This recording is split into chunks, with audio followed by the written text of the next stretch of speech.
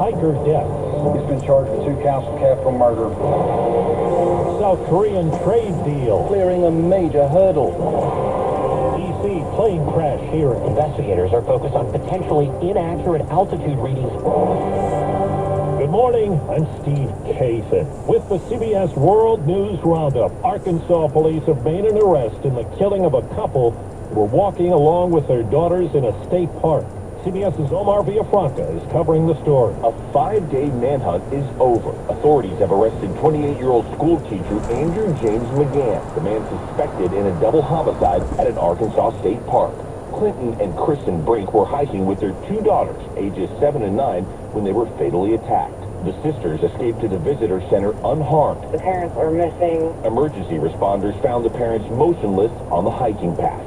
State and local police worked with the FBI to comb through tips from the public. They have not released a motive. On social media this morning, President Trump proclaimed tariffs are making America great and rich again. It comes hours after a new U.S. agreement with South Korea that will add a 15% tariff on goods sent here. And it's just before tomorrow's deadline set by Trump for tariffs on nearly every country in the world that hasn't cut its own deal. Business analyst Jill Schlesinger. When you say orange is the new black, 15% is now the new black. We started this year with so many economists believing that there were going to be sort of generalized 10% tariff rates. When the president came out on April 2nd and announced these much higher levels, that's when markets really freaked out and people freaked out. Now it seems that we're settling at a 15% tariff rate with some hazy details on how those countries will be investing in the United States, different for each country. But when you think about a 15% rate, it sounds better than 25 or 50.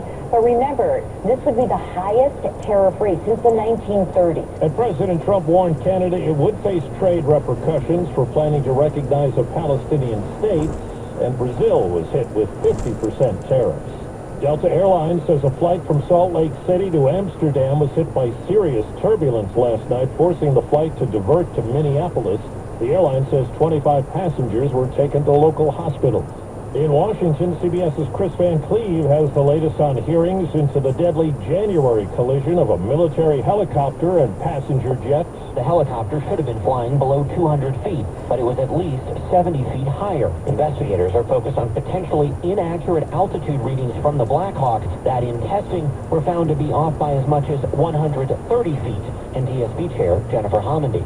If the helicopter was telling them with plus or minus 100 feet their altitude, how significant is 100 feet in this case?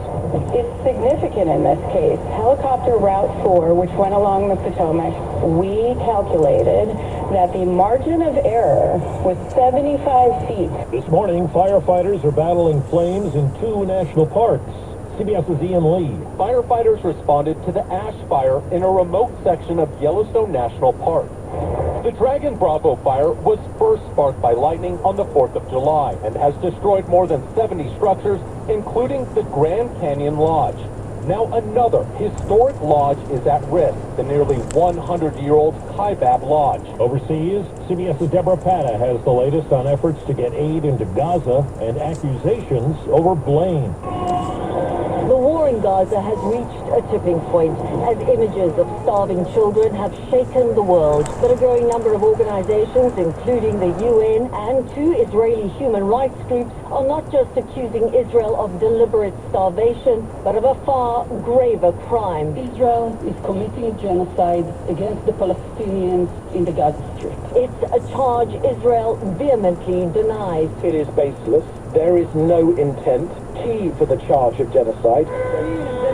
But in a new report published by a respected medical journal, The Lancet, a group of health professionals said it was time to break the silence on genocide. Gaza has the highest number of child deaths of any conflict zone, and the report concludes starvation has been relentlessly used as a weapon of war. 4 minutes after the hour.